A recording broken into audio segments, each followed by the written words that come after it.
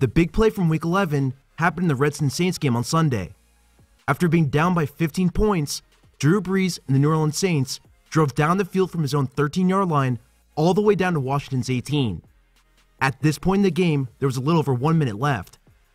Brees dropped back from shotgun and gave the ball to Kamara, and he was able to slip 3 tackles to get in the end zone.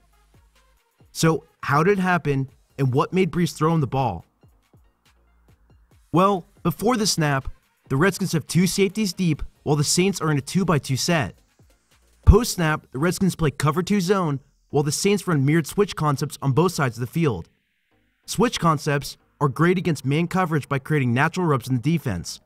However, since the Redskins are in zone, it's important for them to communicate effectively to prevent any blown assignments. What's interesting is that while they're running 2 switch concepts, the releases are played differently by the defense. In the left slot, Kendall Fuller trails like he's in man coverage, while Zach Brown and Josh Norman play the routes like typical zones. Regardless, both are covered effectively, and Drew Brees is forced to go to his check down. Kamara juggles the perfectly thrown ball by Brees and then slips not 1, not 2, but 3 tackles to get in the end zone. Really just a poor defensive play after shutting down all the other 4 receivers.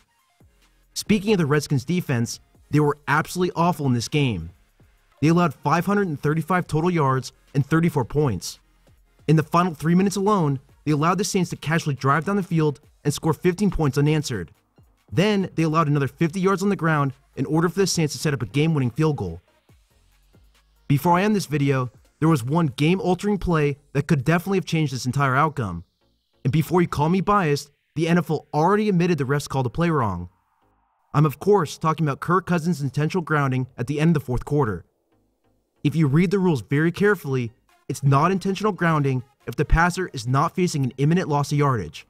He had a clean pocket as the ball was thrown, and this was purely a miscommunication error on the offensive side. Again, I'm not making excuses, but this game could have ended differently. Nick Rose should have at least been given a chance to attempt a 50-yard field goal. The Saints won the game 34-31, and they move on to 8-2 in the NFC South. Well, that's it for this one. This video is sponsored by our friends at BetDSI.com. They want to offer a free $25 wager to any viewer of this channel.